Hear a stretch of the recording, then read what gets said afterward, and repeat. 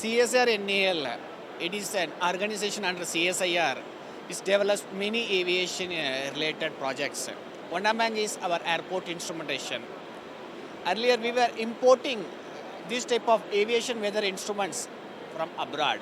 So CSIR-NAL started its journey way back 1 decade back, developing aviation meteorological instruments. So we have started with a Drishti, a visibility measuring system, which measures the visibility of the runway and it reports to the ATC where it will be transmitted to the pilot. So we started way back in 1 decade back. Right now, around 150 systems has been installed in many civilian airports across this country as well as many Indian Air Force airfields.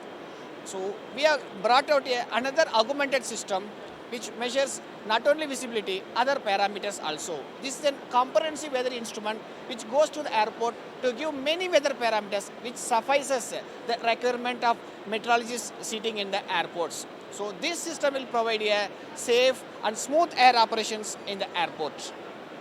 Thank you.